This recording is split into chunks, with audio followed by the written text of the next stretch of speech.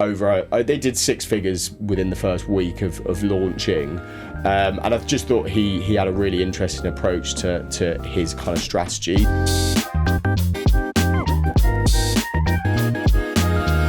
Another episode, we're back with D2C Diaries today. How have you been doing? What have you been up to? Good, yeah, we went on a joint little holiday, didn't we? Yeah, off to Croatia for a little festival. A lot of fun. A lot of sun. Let the hair down a bit. Yeah, I mean, it's quite an interesting one because like I'd said it to you a few times before the trip, but I'd actually almost gone 12 months without like a full week off fully disconnecting, and I was like probably for half of Q2 just massively feeling it, like really getting that sense of burnout. And almost like when I get burnout, it creates this sense of like inadequacy, or that I don't have that like almost belief. And I think belief really is so important, you know, as you know, a business operator. So I think one, going away for a week, not taking my laptop, fully disconnecting, I've just come back feeling like so much more motivated, you know, to get. You did that last year, man. Maybe you should take more holidays. Well, what I do is like, and it's such a stupid move, but I just group a lot of holidays in the summer months, because Q4 is, as we know, a shit show.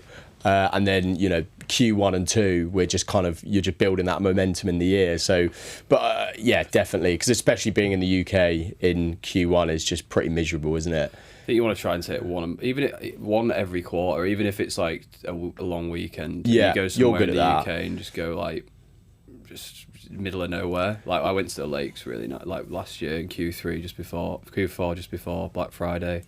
Yeah, it was really good. But yeah, you do come back refreshed. I find it really like not only the energy but the creativity like I always come back with the ability to look at things with a new perspective, or like in a more productive way, and like feel like when you're approaching that kind of burnout, you can be like looking at things like in such detail that you can't see like a bigger picture, or there's just like a bit of a lack of productivity in the way you're working. Yeah, that's it. It's like you're going in circles, and actually the best thing to do rather than fight it is to just distance yourself for a moment, come in fresh. Out of interest, what's your opinion on the idea? Because, you know, a lot of entrepreneurs, when they go away on holiday, they're not really disconnecting, because they're kind of jumping in and out of work. They're still looking at emails. It's almost like this hybrid approach to going away. And I know there's no necessarily right or wrong, but I do find when I do that, I don't come back necessarily feeling as refreshed as I might be if I did just fully disconnect. What's your opinion on that?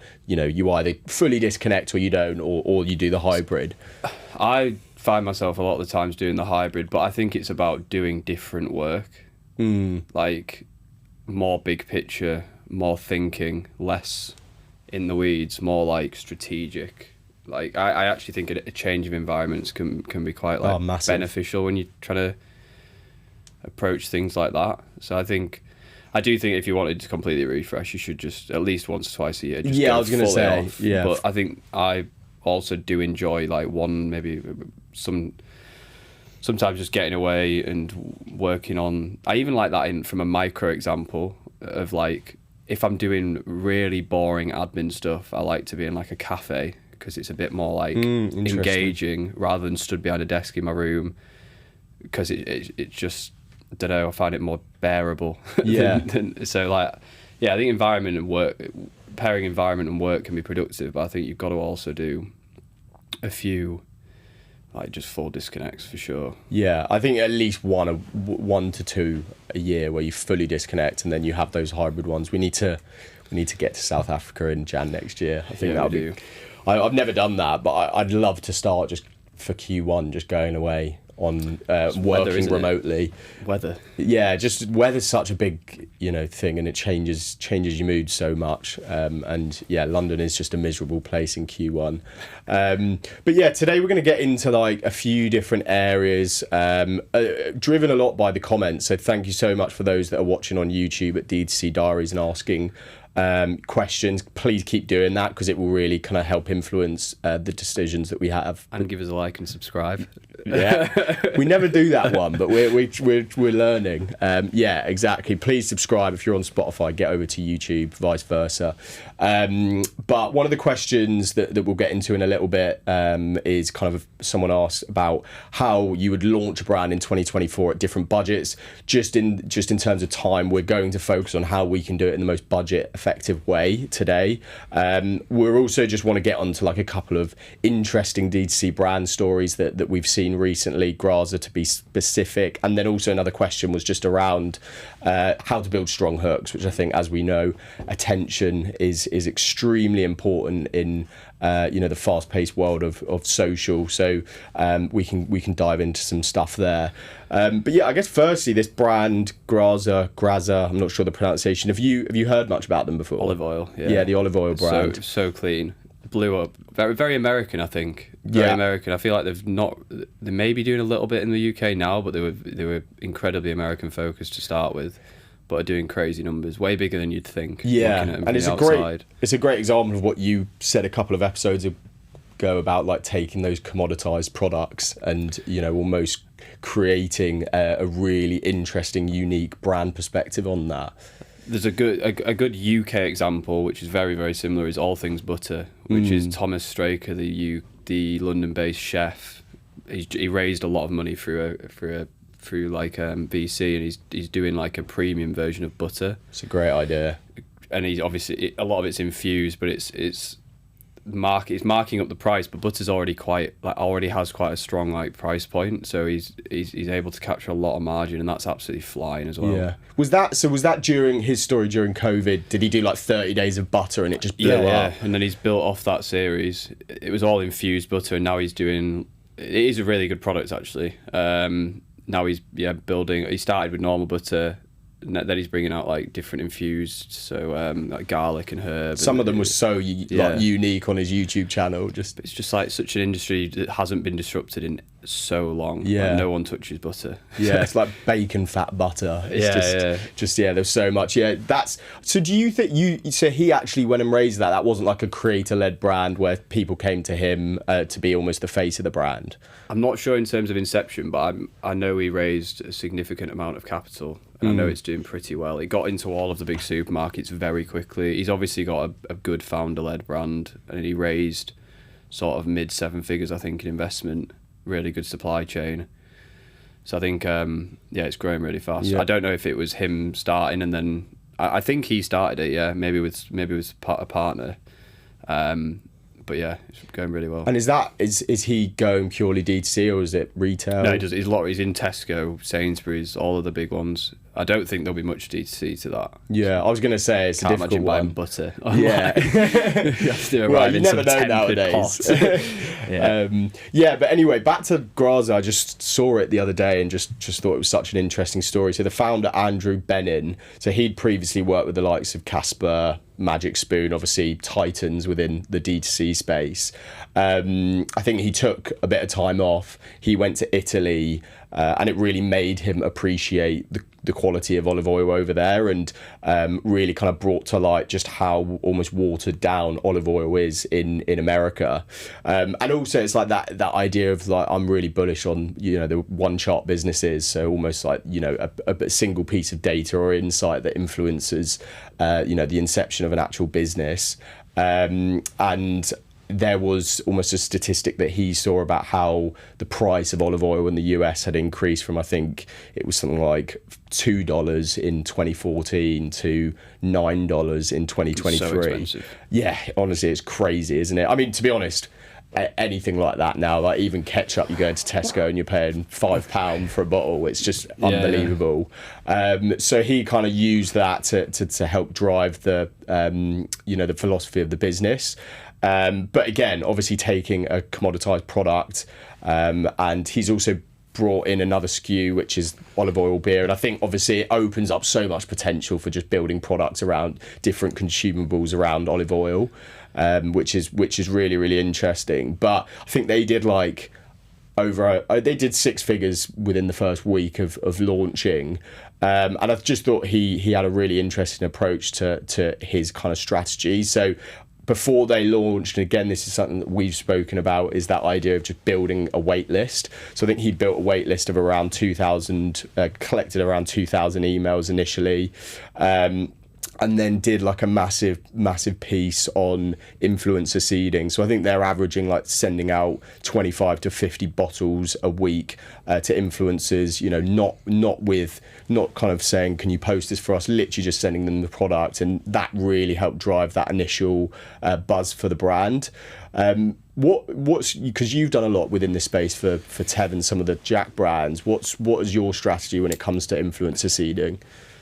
Yeah, we've done quite a lot here for Tev and Liquid London more recently. I think influencer sometimes gets a bit of a bad press in when you look at it as like a big influencer spends big budgets. I think we approach it. I think when you lay in a strategy from influencers, it's like understanding how you're going to measure it and what your expectation is for the channel. Like, is it a direct CAC, like generating sales play? Is it you're measuring it on like impressions and comparing the cost of reach to your advertising platforms? And if you're measuring it on from or maybe somewhere in between those, and you do an element of both, but like we approach influencer seeding as like a real driver of awareness. Like we'll start with the persona in the brand, like who our customers are, build like an ideal influencers list. So here's like maybe 20, 30 hero influencers, so like millions of followers. If we could work with any 10 influencers in the world, this is where we'd start. Reverse engineer that down into like a list of sort of micro, mid-size influencers. So anything from like 10 to 50 to 100k followers, because those are the people follow them for their authenticity. There's not that herd mentality of just, I'm going to jump on this because everybody I know follows them. You normally find that they actually have the most engaged audiences. 100%, because as well, it's like, it feels more authentic if they're talking about your product, because usually when you get to the bigger influencers, they put their name against so many different products by that point. Yeah, exactly. And you're kind of looking to make it work as strong as possible. You want it to also work with like your paid channels. So you want the content to be good. So you actually a good way to think about it is like finding professional content creators, not influencers, like people who are just great at making online videos, great at making online creative in general, gifting and seeding the product out to them, doing it without an ask. So like you can say like, we'd love to get your feedback on this product, or we love what you do, you really resonate with the brand, we just wanted to send you something. And then you'll get sort of measuring how many people you reach out to, how many people like accept the products, how many you send to, what your post rate is off that.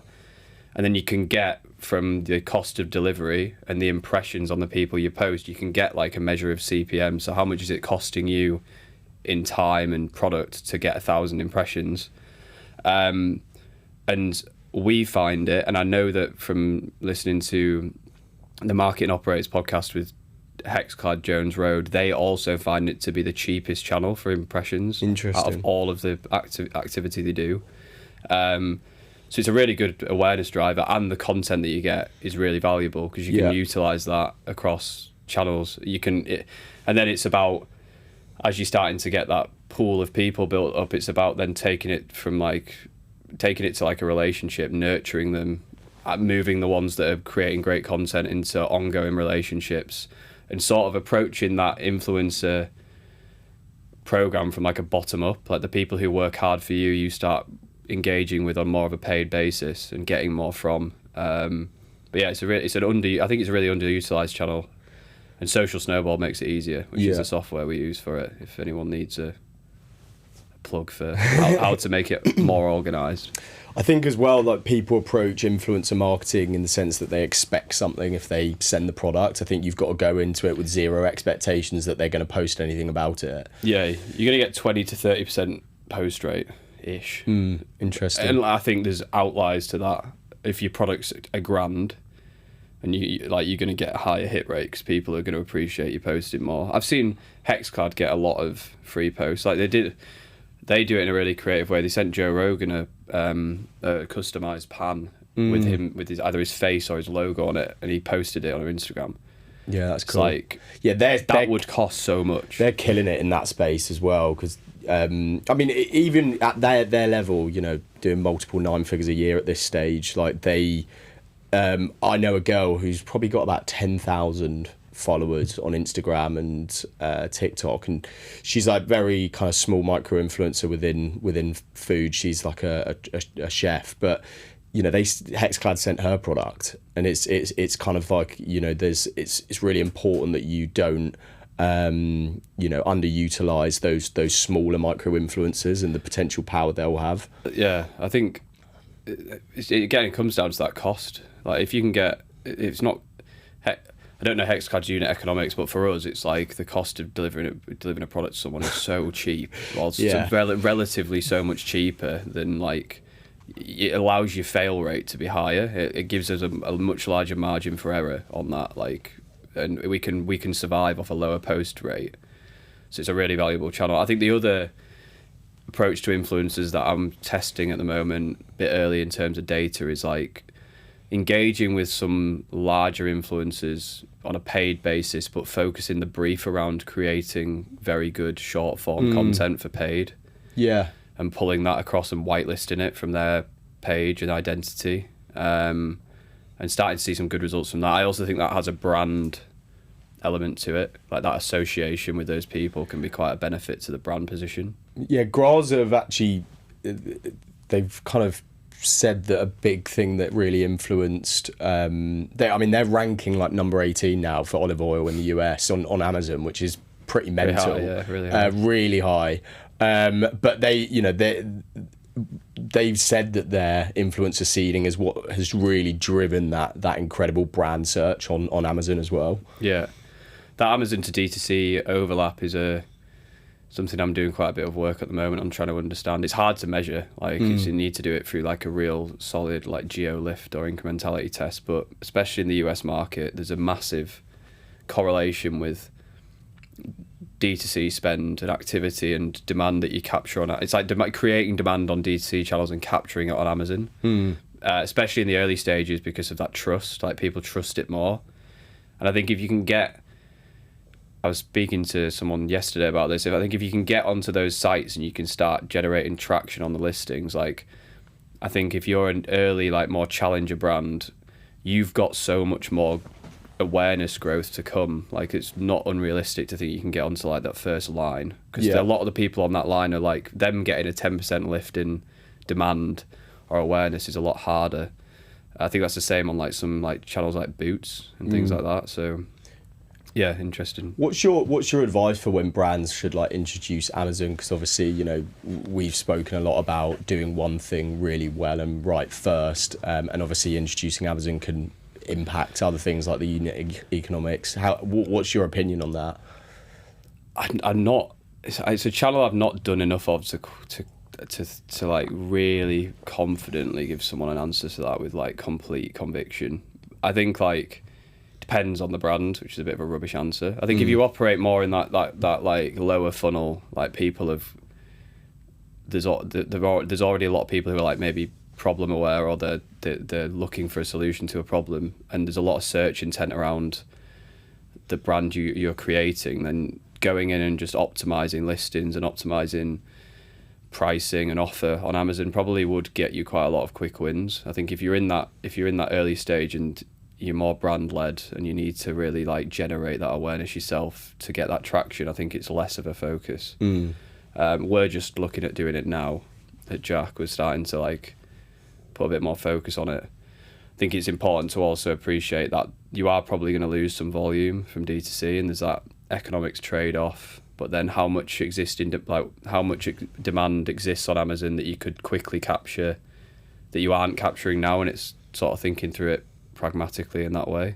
Yeah, I don't know if this is common, but I've actually search for products that I like or you know use on Amazon before, and if they're not there and there's been the competitor, just because of ease of, you know, being able to get that product tomorrow, I've then done that.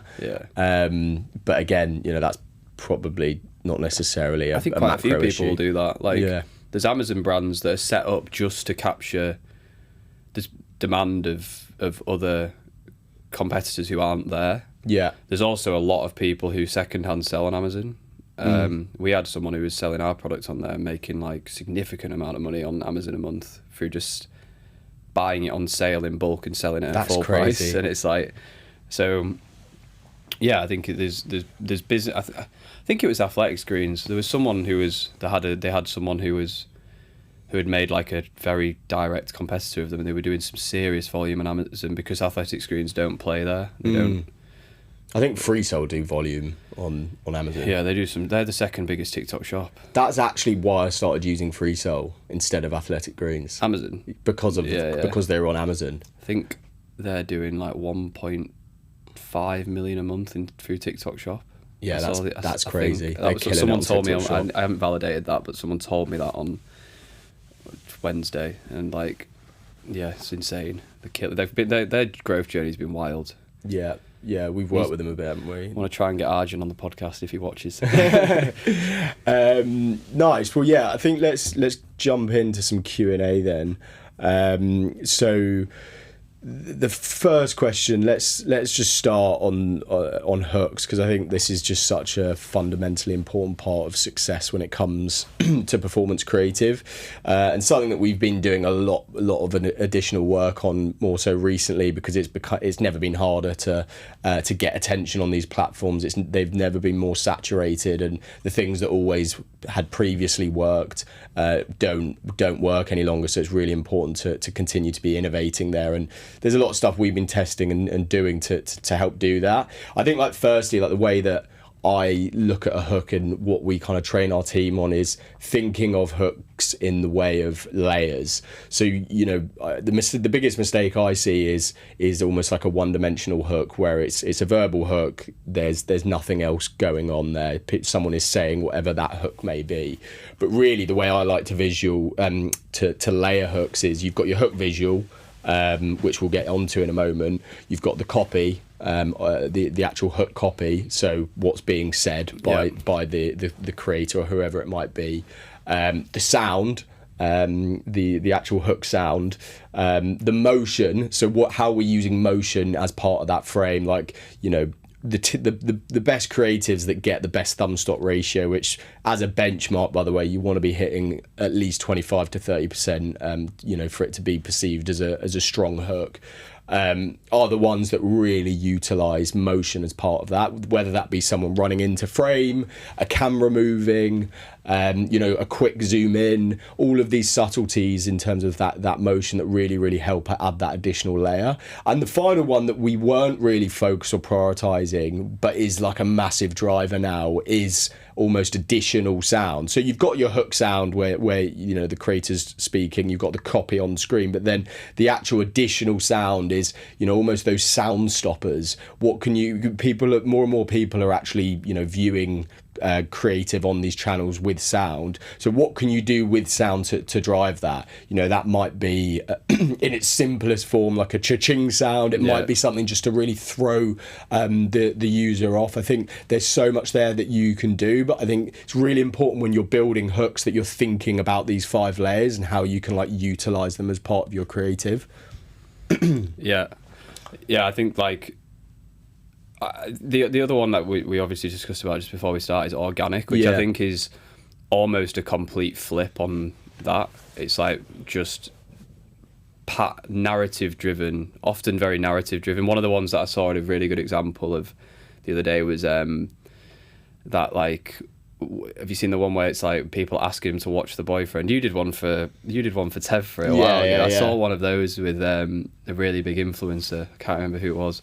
But they're like far less, they're not trying as hard to, and they're not often not touching on all of those things, but because they feel so native, it still works. I think arguably though, the people that do that the best, they make it feel really authentic and organic, but they have considered some of these elements. So like when we try and do those hooks like that feel really authentic and native to the platform, we are still trying to almost think about how we can introduce those elements. Like there's that that Liquid London best performer, where someone actually asks him what off camera, what he's wearing off camera. You know, there's things within that creative that you know are considered in terms of that sound that comes in instantly, the busy space, you know, the way that he uses motion in the first second to like aggressively turn his head, and obviously then the sound of the hook with it shown on screen. So I think, you know,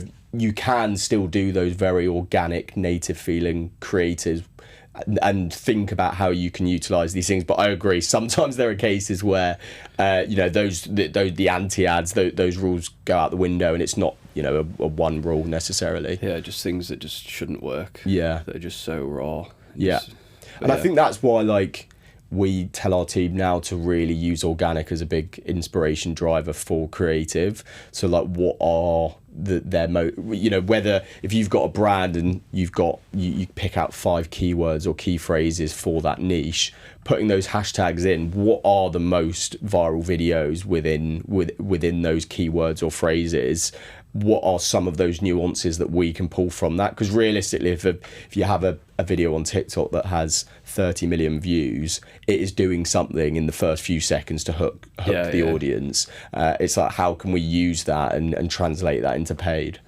I think I mentioned before, but overnight oats are a really good brand example. Obviously, we do it really well for a lot of our clients, but if I was to say, they're just very clued in on creative strategy and cover a lot of bases. They were the ones that I think pioneered some of those Zoom call concepts, where it was just like, they just kill big swings. Exactly, and just do it. But then again, like, you look at it and you're like, you don't actually know if it's working. Like, is that driving performance? And that's the really key consideration, I think, when looking for inspiration from others. It's a really fine balance. Tools like Spider on Foreplay, where you can see how long ads have been running for, is a good proxy for performance. But like, just going on an ad library and being like, I'm going to copy that, I'm going to copy that. It's like the law of creative output is like 95% of the ads will not work. So just ripping ideas doesn't always work. So it is a balance when looking for that inspo from other places like organic. Like we tell our team that all the time now. It's like there's two things. Creative has great metrics, but how much did it spend? Same with Foreplay. You've used that inspiration, but how long has the ad been running for? And like, that's a big thing. Like Thompson Carter, like, that brand has been built off finding one ad that's driven seven figures in revenue from one concept, but everything before it didn't work, and now we've got that traction. And like, I guess it flows quite well onto like, how would you launch a brand in 2024? And like, you can get to 7 figures off one ad, which is still pretty wild. Like 47 Skin with that founder story just blew up. You know, I think they 4x'd revenue off the back of that. It's like one ad can get you to that sort of 7-figure mark, which is crazy. Like, people say that D2C is really challenging, but still it is fundamentally in some ways still quite simple. It can, like, that's the thing. It's like, it's almost the most calculated thing, but also at the same time it's a complete lottery. That's the thing. Like, how, and I think a lot of it, a lot of that early stage is like, how do you test in the most methodical way to learn as efficiently as possible, and how do you keep your creative cost as low as possible whilst doing that? Or how do you look for experts to work with that can expedite the learning process and have that like strong roadmap based strategy, but also how can you like drive scale to allow you to your fail rate to be higher in terms of volume. But go on, sorry. No, I was just going to say, just final point on some of those visual hook checklists that we have before we get on to starting a brand today. But I think one of the biggest, most common mistakes I also see made is like, the product isn't introduced soon enough, and especially on Meta, you've got 2 to 3 seconds to tell the consumer what it is that you're selling, or what the solution is, or otherwise that drop off is going to be huge. So I think that's another massively important thing that people can't overlook.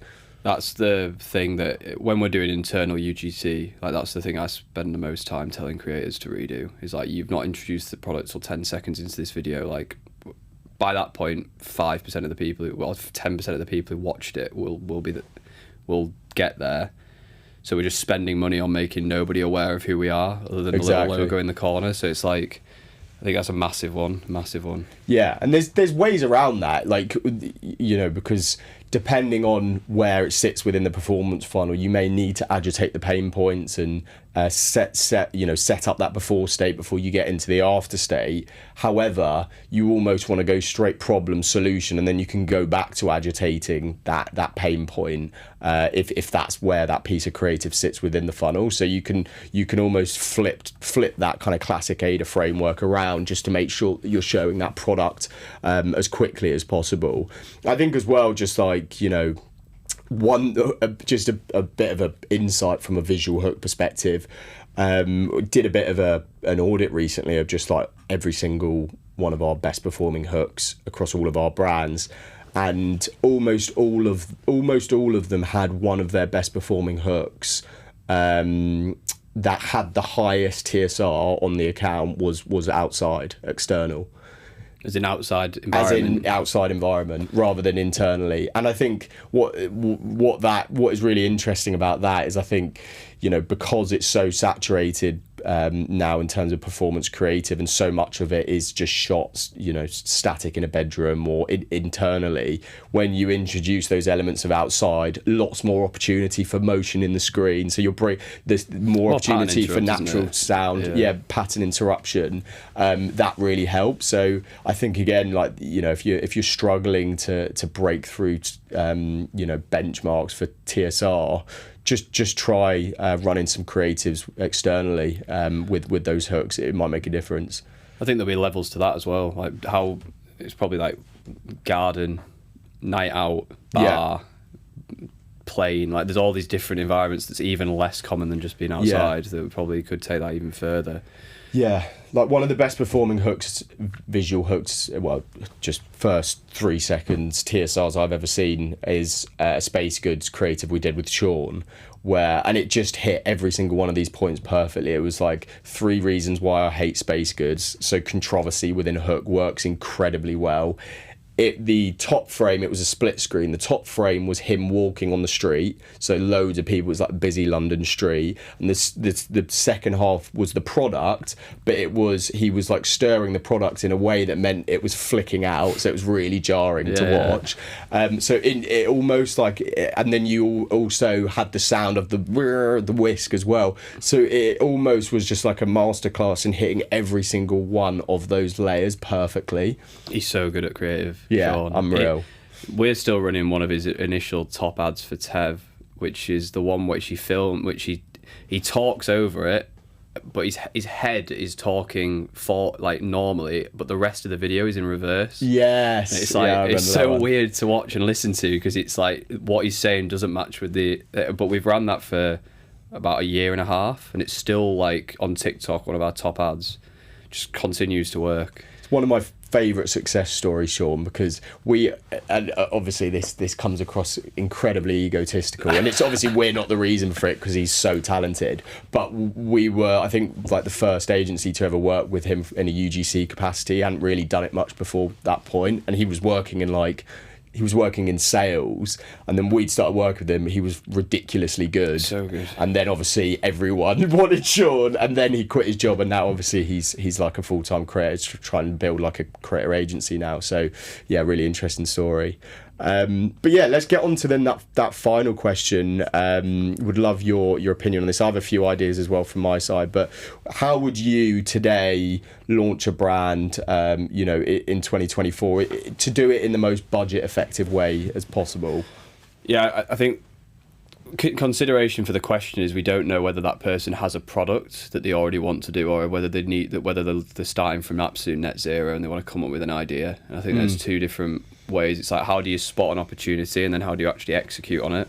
Because I think there's a lot of ways to make your life harder if you pick the wrong vehicle. It's like it doesn't matter how fast you row if you're in the wrong boat, like that analogy. Yeah. Like, so I think there's like you mentioned, one chart businesses, like spotting macro trends that provide a really strong, favourable like tailwind, rather than trying to like force your way into a market. So a couple of good examples off the top of my head the last few years. Ice baths. I think Massive. Matt Kelly put a tweet out about like that probably being one of the niches where brands have got to so many, like 4 or 5 brands have got to like mental levels of scale. Lumi scaled so quickly. New Recover. There's a couple of like premium concepts in America. Gut health, and then mushroom coffee. Like if I was to pick 3 big niches over the last couple of years, like those are probably mushroom coffee, ice baths, gut health in terms of order.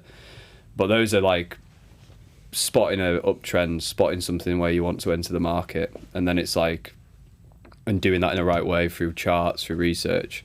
Google Trends is just an easy Google one. Trends. I also think you can pick it up like just if you engage with a lot of like, if you're plugged into like popular culture, you can start to spot it like ahead of even like without even needing to do that research. Like ice baths was an obvious one. Andrew Huberman like really catapulted wellness. I think how popular his podcast became, and then like so many other podcasts like position themselves in that way. I really think he was a massive part of like driving wellness into like massive popularity. Yeah, I completely agree. And it's like, if you're early on in understanding that that's something that's going to drive that, then it gives you an advantage of getting into the market.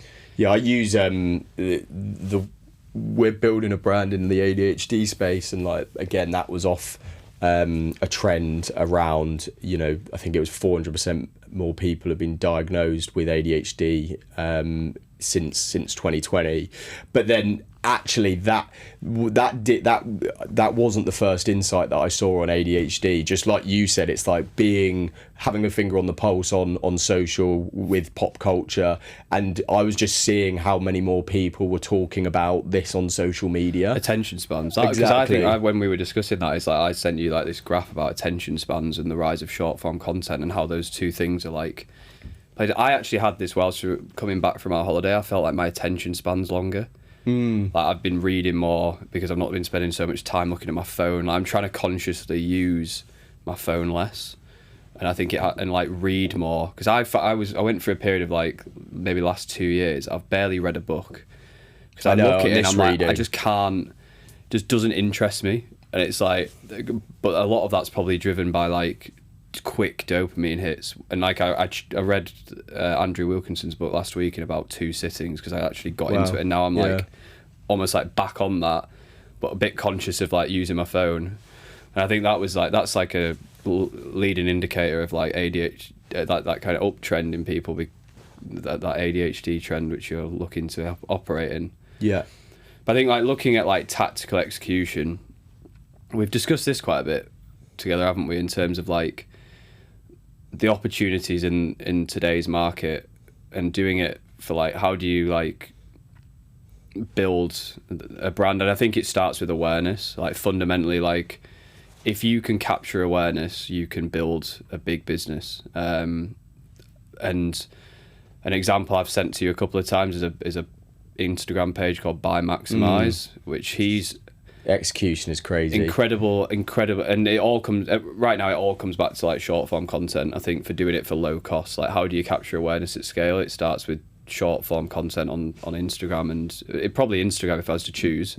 For context, by the way, it started as just like a TikTok and Instagram short form content, 20-30. He doesn't even post every day, and he's almost just creating mashups of like motivational speaking, but it's done in a really compelling way.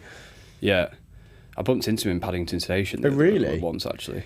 How do you know what he looks like? He messaged me on Twitter. Oh, really? Yeah, really, really strange. But yeah, he's built like millions of views on these videos. It's just incredible short form execution. And now he's now brought out a phone case, and then he's got all these ideas. And now he's starting to like produce ads for the people, but he's got all these ideas of how to monetize that audience. So I think if I was to start something within in a niche, I would start with short form content execution, and there's so many ways to do that. Like his way of doing that, I would have never thought of until I saw the way he's doing those like high production mashups. I would have always gone like UGC first. So like building that awareness, building that kind of initial not wait list, but like traction that you can launch a product into is probably where I would start. I think, like, honestly, creating a feeling before you sell a product is just so powerful.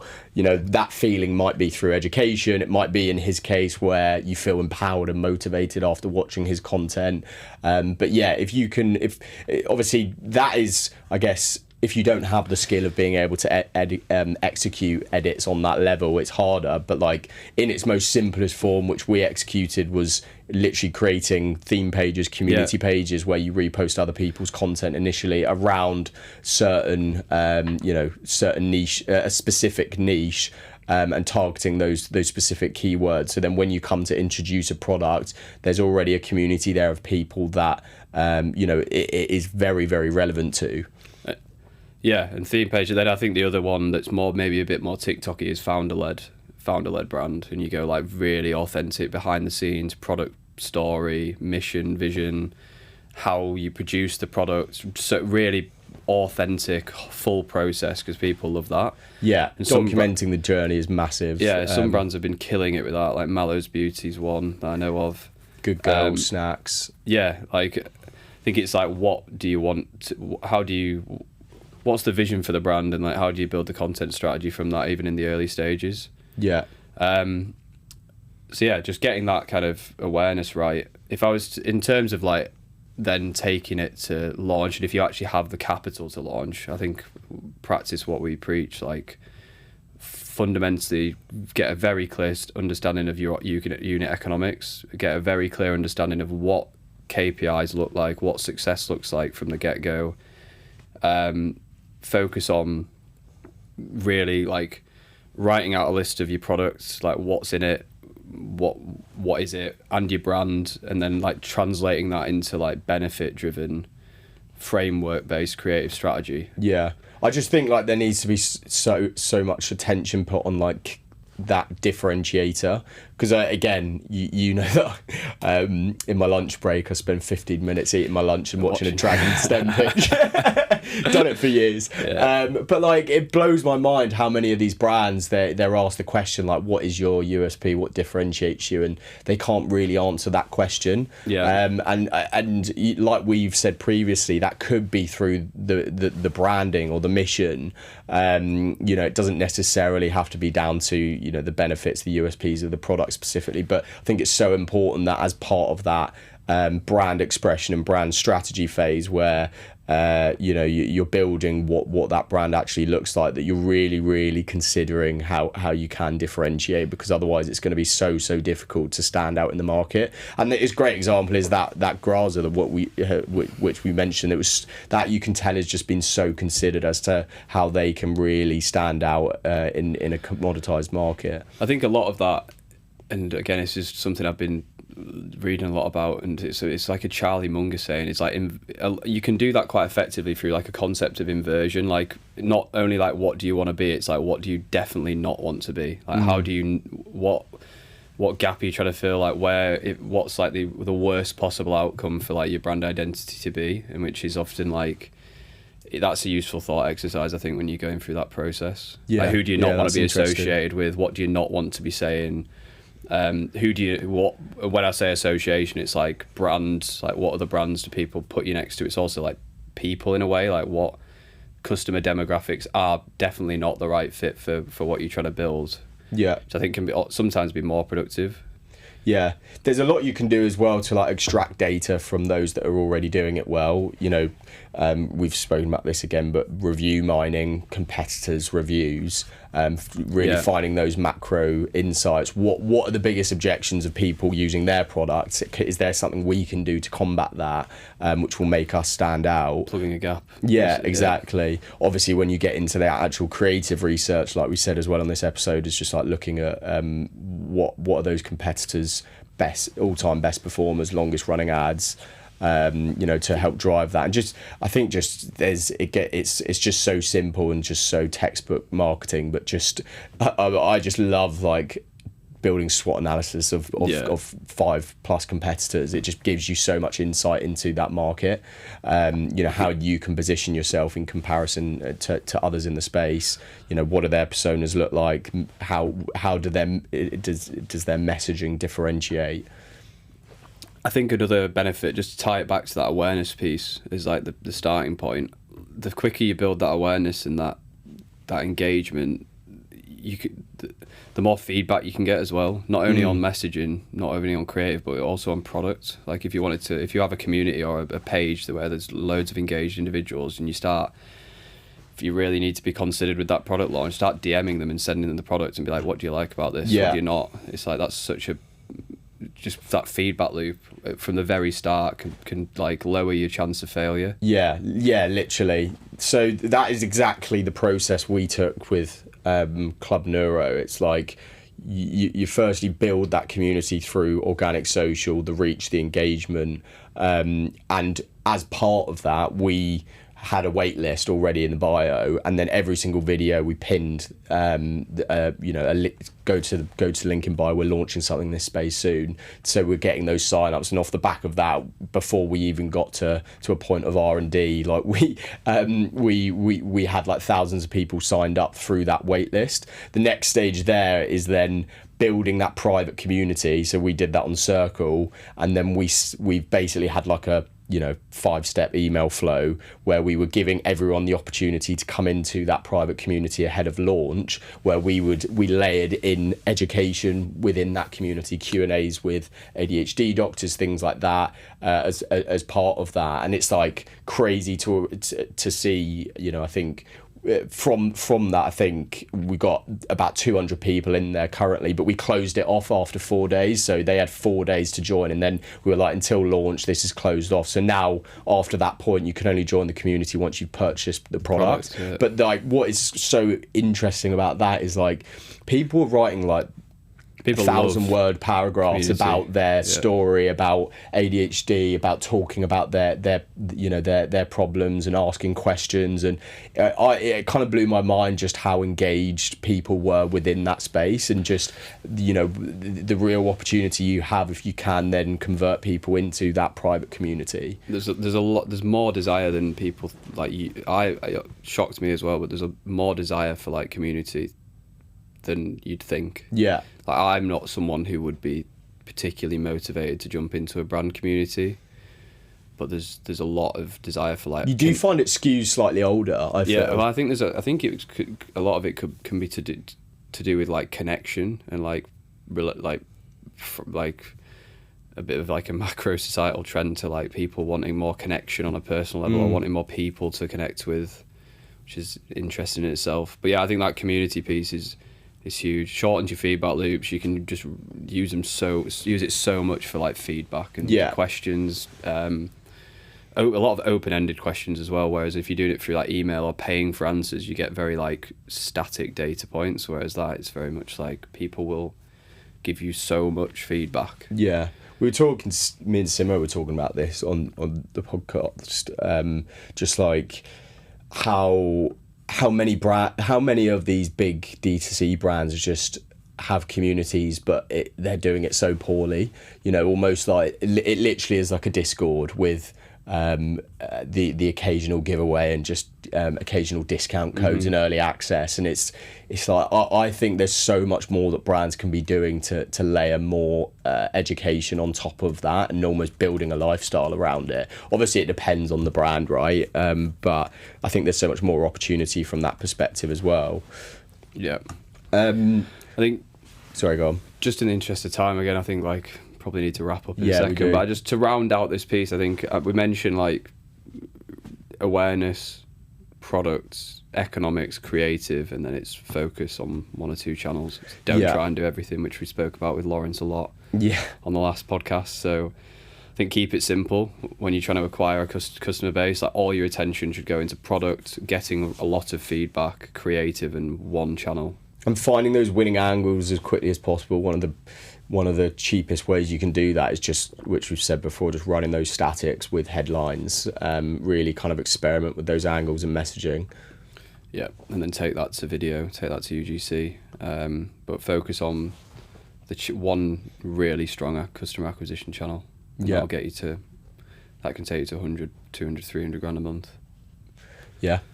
Nice. Well, yeah, I really enjoyed this episode actually. I think there's maybe our best yet. Yeah, I know. Warmed up finally. But yeah, obviously if you guys enjoy this, obviously we're doing a lot of episodes like this where we're just kind of Q&A focused, where we're deep diving into some of your questions. So keep asking questions on our YouTube channel.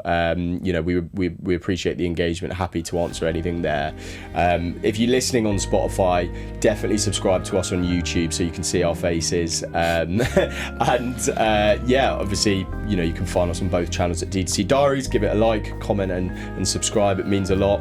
And we'll see you on the next episode. Thank you for watching. Cheers.